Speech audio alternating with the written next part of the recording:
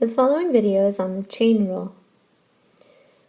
The chain rule tells us how to take the derivative of the composition of two functions f composed with g.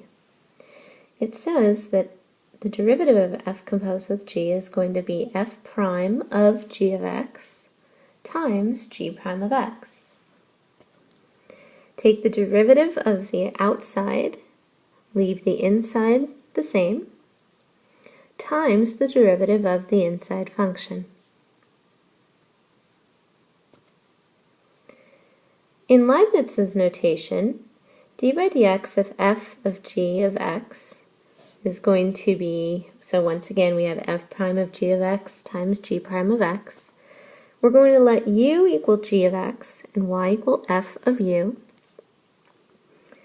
So then dy by dx, so that's the derivative of y with respect to x, is going to be dy by du, because y is actually a function of u here, times du by dx, because u is a function of x.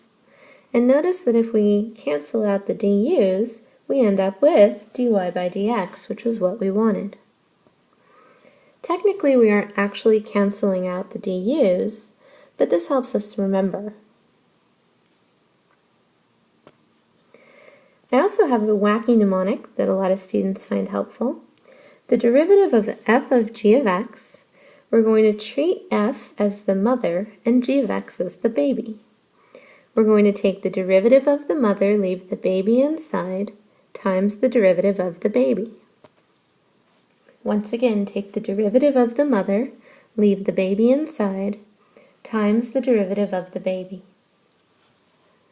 It sounds funny, but it helps students remember.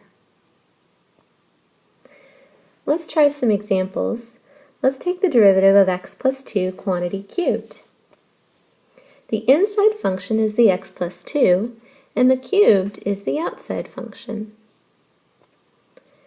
So the derivative, we're going to take the derivative of the outside, leaving the inside the same. So I'll have 3 times x plus 2 quantity squared. So we're pretending that we're taking the derivative of u cubed, which would be 3 times u squared.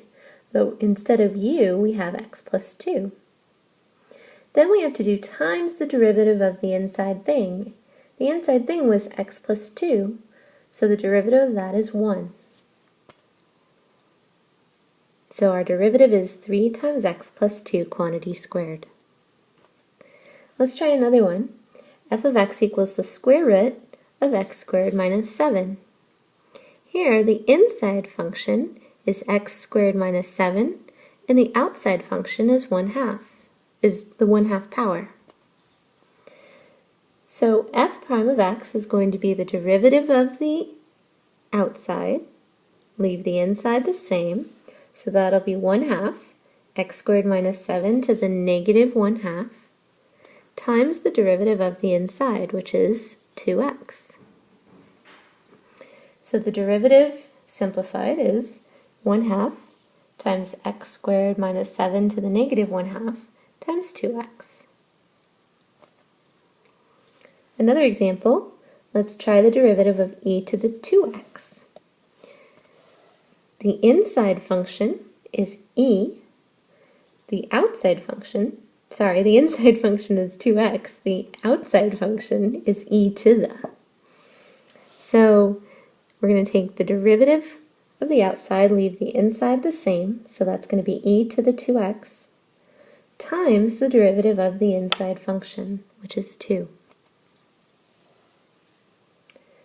Let's try taking the derivative of sine of 3x. Here the inside function is 3x. The outside function is sine.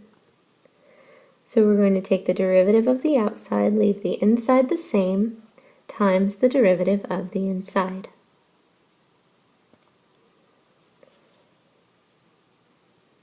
Now let's look at the derivative of sine squared x versus the derivative of sine x squared.